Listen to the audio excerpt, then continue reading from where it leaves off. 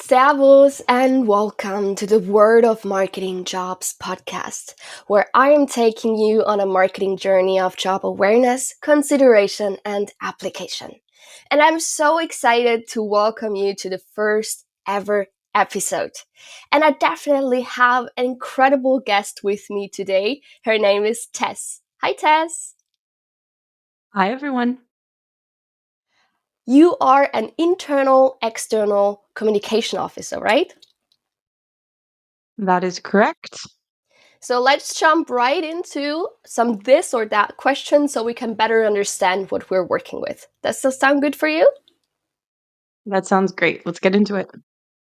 Perfect. So I will give you two options and you choose always the one that fits your job better. B2B or B2C? Definitely B2B. SME or large organization? Large organization. I think right now we're above 6,000 people in 17 countries. Okay, wow. So local or international is also an easy one for you then. Yeah, absolutely international. Agency or in-house? Mostly in-house, but some agency as well. Okay. Are you a full stack marketer or a specialist? Absolutely a full stack marketer. I would say kind of the Swiss Army knife of the team. Sounds intriguing. So you have a small or a big team? For marketing and communications, I think it depends on how you define small or big. For us right now, Mm-hmm. we're at about 50 people, so I'd say mid-size. Okay. And are you rather structured or flexible? Definitely flexible. No silos. Everyone works with everyone. We have our roles, but a lot of it is just helping each other out, support roles when we can, and working with everybody at the same time. Oh, that sounds so cool. It's always fascinating when you have like a bigger team and everyone works with everyone. So definitely interesting Absolutely. for your role as an external communication officer. So Mhm. what slogan would you choose for your job then? One catchy phrase that would describe my job, I would say, is I know it sounds funny, but you never know what you're going to get. Forrest Gump, Mm. box of chocolates. Essentially, it changes every day. I think that it stays interesting. You get to work with a diverse amount of topics and teams, and you need to be ready to stay flexible. You never know what's going to come up. And so, as a result, um, being adaptable and quick thinking, but at the same time, knowing that you can rely on your colleagues to support you when those changes happen, I think is the best way. So definitely Forrest Gump, life's a box of chocolates. Very cool. So, what do you do on a daily basis? How does your job then look like?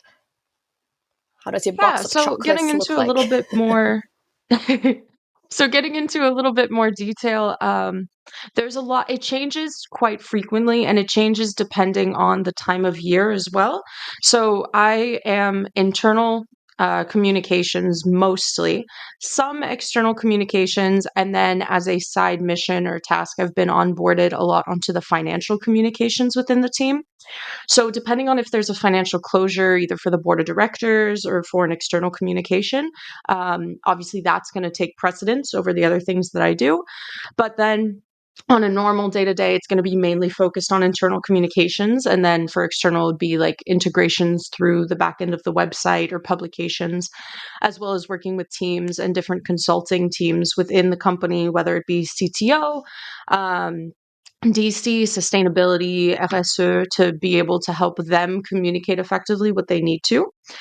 A lot of other things include, I guess, just your standard measuring KPIs as well, making sure everything is being tracked, drafting content, and on top of that, just kind of filling in, like I said, Swiss Army style, where the team needs the most help. We have a great graphic designer, we have a great videographer, we have amazing people in senior positions who are able to really take the lead on major projects and events, but what's nice is we get treated everyone gets treated almost the same, which is really great because you get a huge amount of responsibility, a lot of work, but also you get to grow very quickly and you get to pilot projects that you wouldn't normally be able to. So even though I don't have 10 years of experience within this company in this field, I'm still able to be a project manager for some very large events within the company and then internationally as well.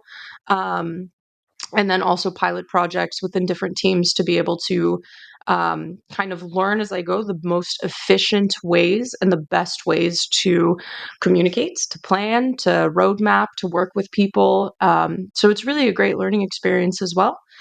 And then for financial communications, that's where things become a lot more tedious and a lot more detail oriented. So the biggest thing is making sure all of those T's are crossed, I's are dotted. Obviously, these are communications that are going to affect the solvency, the liquidity of the company. And so it's very important to make sure everything is double, triple checked. And since these are things that we work directly with the CEO, CFO, CMO, it's something that you need to have a certain kind of posture and be able to have a certain kind of organization while running a million things in tandem. So yeah, those are kind of the basics across the board, but then obviously within each, there's a lot more detail, a lot more things that go into them. But that's like a good global overview, I would say. Definitely interesting. So when we go more into the specificities, what tools do you use on a daily basis? So if I were to be an internal external communication officer, what do I deal with every single day?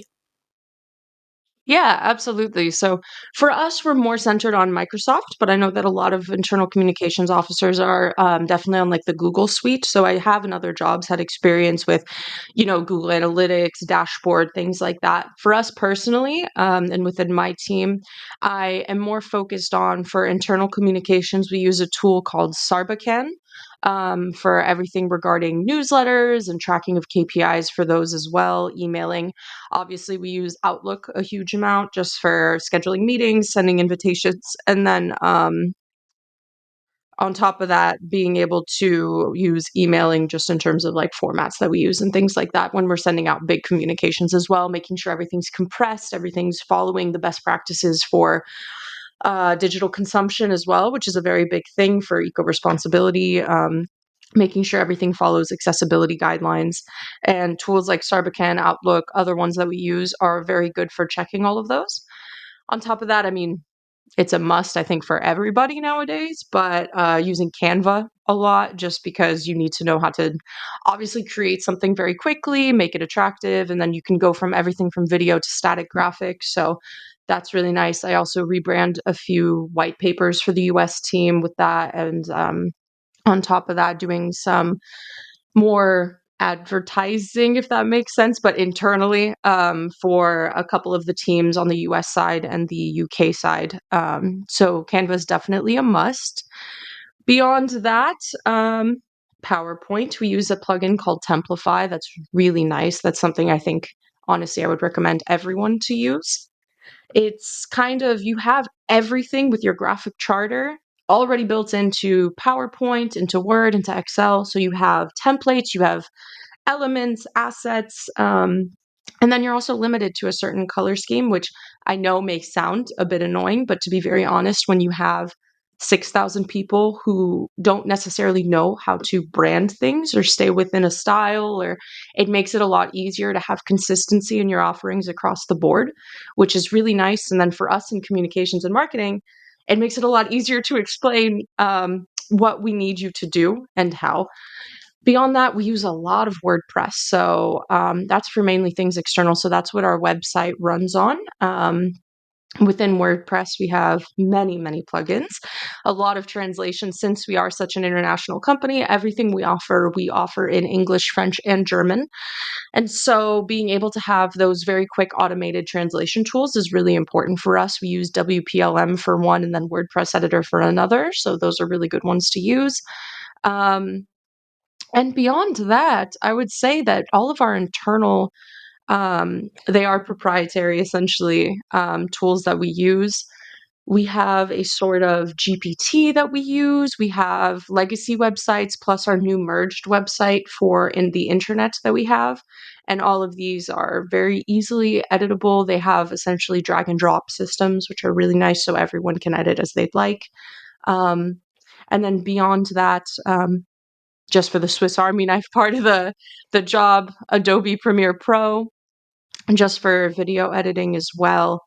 And beyond that, just, things like PlayPlay, Clipchamp, things like that. But those are the most important, I would say. So we can definitely see the Swiss Army knife coming through on that one. Yeah. So is there anything that you would say it's not your job?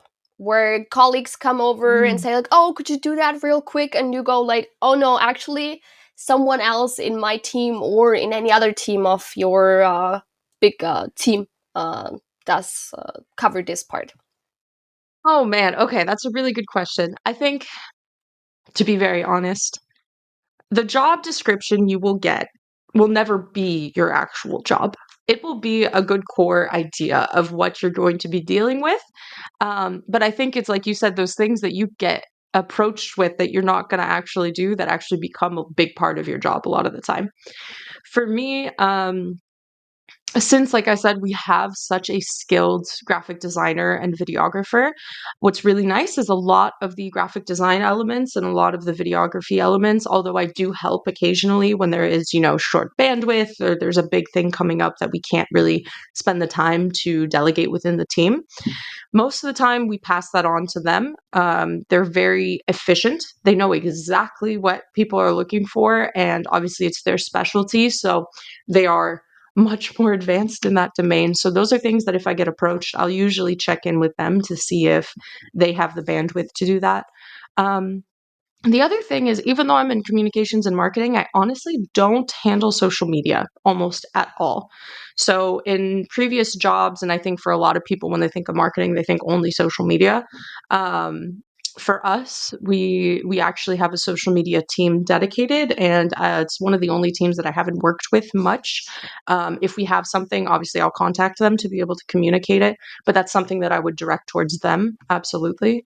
Um, and beyond that, there are certain things just in terms of event planning and or things that teams from the consulting side might approach us for that actually facility management, hospitality, and our internal planners actually can organize that a lot better.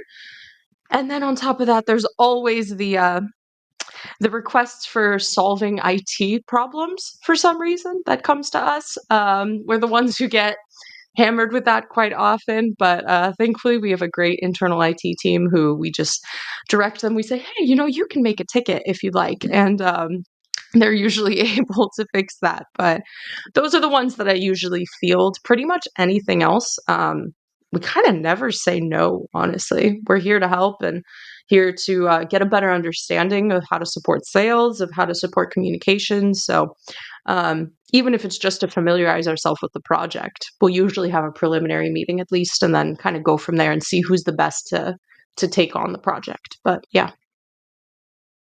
So you were mentioning that within marketing, you have like several other teams. You mentioned social media.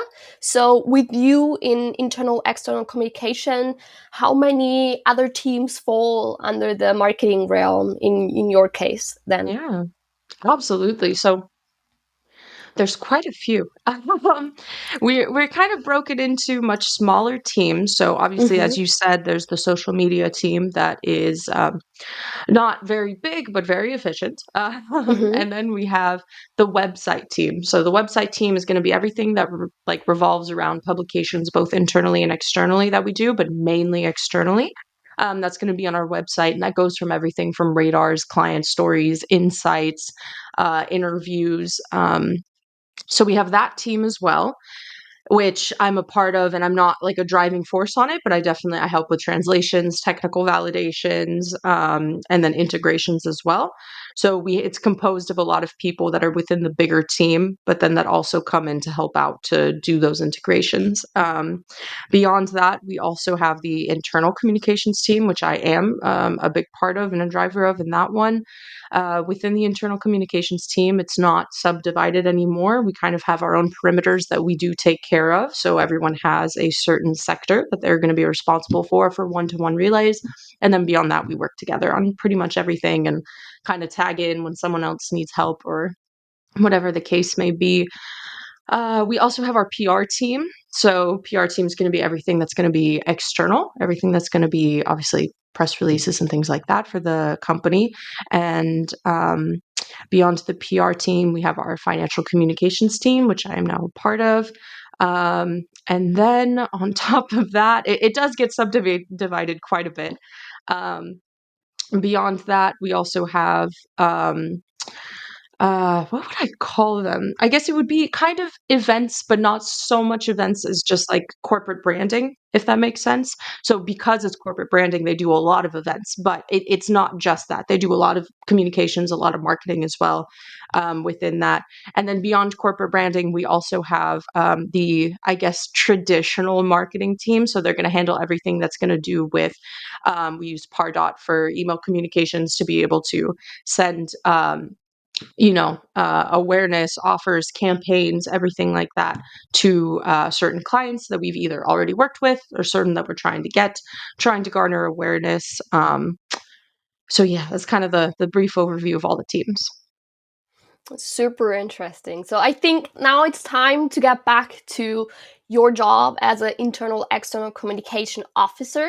So if you were to craft like a job persona, how would it look like? Ooh, so a job persona. I think I mentioned this a little bit at the start, but one of the most important things to me, I think, within this job is remaining flexible and adaptable. Um, you need to be able to think on your feet very quickly. Obviously, things happen, issues happen, short delays, and this is, I think, more and more with any job nowadays. Being flexible, being able to go kind of it's funny, but I think of improv rules where you go yes and instead of saying no. So kind of that rule of going yes and then continuing that conversation and continuing that solution finding instead of just saying, throwing your hands up and saying, hey, I have no clue what I'm doing. Um, I think the other thing for a persona, somebody who is willing to say, hey, no, I don't know that tool, but give me an hour and I'll figure it out. Um, Someone who's willing to be proactive, which is something that I think is missing in a lot of candidates and a lot of job personas nowadays, is people just kind of go straight to their manager to ask questions instead of using the incredible, platform of the internet or even AI or anything like that to be able to do a quick research, and most of the answers you have, you'll find. If you can't find it, then obviously that's a great time to be able to go to your manager and talk to them or to another colleague within the team. But taking that initiative to first research yourself, I think, is really key. Um, and then I think the third thing I would say is autonomous. So someone who can pilot things by themselves. Obviously, when you're starting out, you have probably a good 6 months where you're fully integrating into the team until you feel, I would say, comfortable being able to take on those responsibilities. And that's totally normal. Beyond that, being more and more confident to be able to pilot things that maybe you're uncomfortable with, but you've developed the right sense of which questions to ask, I think is the best thing. So you know what questions to ask at the start, you know who you can contact, you know who you can go to. And beyond that, having the confidence to say, okay, this is my responsibility. This is my project. This is my perimeter. I'm going to do the best I can to be able to facilitate this in a way that either I can learn from if things go wrong, or in a way that I'm going to make it seamless, and these are things we can integrate in the future if someone else takes over. Um, so yeah, I would say mainly just being proactive, being flexible, and having the capacity to be autonomous later on. Super interesting. So I think we can narrow it down now a little bit more and go towards the job value proposition. So I'm gonna give you like a little fill in the gaps exercise, and yeah, I think we just jump right into it. A, Fantastic. Internal and external communications officer. helps. Colleagues and external stakeholders across global teams Who want to. align on messaging, strategy, and goals, reducing miscommunication, misunderstanding, and message inconsistency by increasing engagement, clarity, and trust among both the internal and external stakeholders. Amazing. Oh, that sounds so interesting. I want to get right into it immediately. And I think nowadays it's also very important to look at, oh, I'm doing this job now, but future comes closer and closer, and we hear, especially with AI, that there might be some shifts in terms of capabilities we have. So what would you say are like the golden nuggets that I need to have, characteristics, etc., to be able to do your job as an internal external communications officer also in the future? It's a good question. I think this can be broken down into soft skills and hard skills, as most things.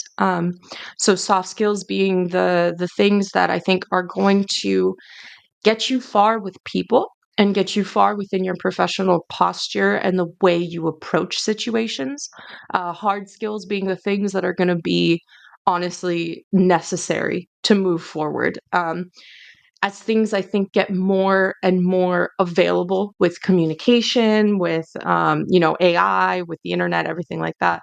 Um, but mainly AI. It's going to be more important to be able to have a really, even just a basic understanding of how tools function to be able to carry those conversations and know how to communicate to people. So, um, for me, I think the biggest future skills people would need to do the job would be having a good understanding of how to use AI, when to use AI, having a good understanding of data privacy, confidentiality, understanding that open source does, not mean confidential in any way, shape, or form.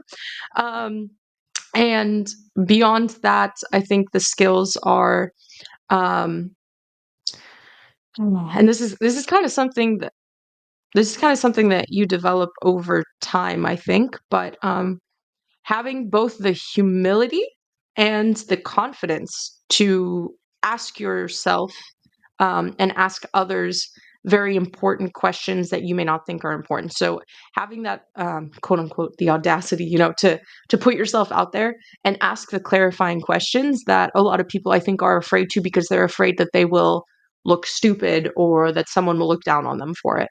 Um, something someone told me a long time ago is that always ask that question even if you think it's stupid, because I promise you there is someone else in the room who is asking themselves the same and doesn't have the courage to ask it.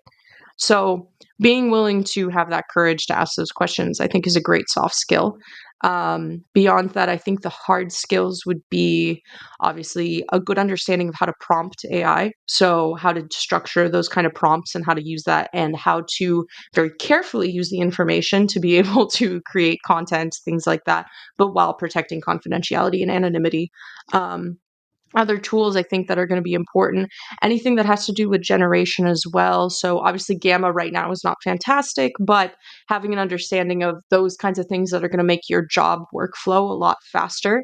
I think understanding the basic suites of both Google and Microsoft. So understanding the basics of how Google Analytics works, dashboard, everything to do with SEO as well, I think is really important. And then having the same on the Microsoft side. So whatever company, because to be honest, any company you go into is going to be using one of the two. So to be able to integrate yourself a little faster with an onboarding, and I think have those backgrounds is really important. And this one I can't stress enough. It is baffling to me the number of people who don't know how to use basic tools like Excel. Take a course. There's plenty. Excel is super powerful. There's a lot of plugins you can put into it. It'll make your life easier. Just really, really learn how to use Excel and Word so that you're using not just 10% of the functionalities, but maybe 90, which is ambitious. And then I think tools like Canva. is lastly the most important. There's a lot of people I think who are afraid of Canva because there's a lot of options and maybe they haven't used it before. I think for people who are recently students, it's obviously more normal to have used it quite often. But if you never did that within your job, I think it's important, especially because it is replacing quite a lot of jobs. So making sure you're at least comfortable to know how to modify things, how to change things, how to use templates, stuff like that. I know that's a lot. You don't have to do it all within one day. This is just over the course of when you're starting a job or a career. I think those are going to be the most important going forward. And also just knowing how to research new tools, how to stay aware, how to get content that's relevant, staying up to date, because as we know, things are changing every day, honestly. So making sure that you're up to date and in the know is very important. So, what sources do you use on a daily basis to stay updated? So I have it coming from a lot of different areas. Mm-hmm. Personally, I use McKinsey, which is really Mm-hmm. great. It's an app you can get on your phone. It's a website, and it gets you up to date with some of the most important business things. They have a lot of great reports on there, both financial and not. And then they also have a lot of great reports on tools that you can use, things like that. A quick Google search can never hurt, but always take it with a grain of salt, to be very honest. Be very careful just because we don't know what as much as misinformation nowadays. And beyond that, funny enough, I think following certain good channels on Instagram can be really good. On LinkedIn can be really good. Social media, again, has a lot of misinformation, but I think it also, if you know the right people to follow, I think it can actually boost your knowledge quite a bit. And then for me, I also use news sites or news like apps, kind of like BBC or something like that, trying to stay away from the political, but focus on maybe science innovations that have come out, computer science innovations that have begun to, emerge, things like that. Thank you so much for going into detail what your Swiss Army knife job as an internal external communication officer all brings you on a day-to-day basis. And the only last thing that's left on my to-do list for this interview is a question for my next guest. Okay. My question for the next guest would be, what was the moment you truly felt confident in doing your job? Specifically with imposter syndrome, what was that moment you really felt, hey, I've arrived? Oh, now I'm even more excited to interview my next guest and bring that episode out. So thank you so much, Tess, for being Yeah. part of the first ever episode of the Word of Marketing Jobs podcast. And I can't wait to hear more about you in the future. Thank you so much. And to those listeners, thank you so much for listening. Bussi, bye bye. Bye. Thank you.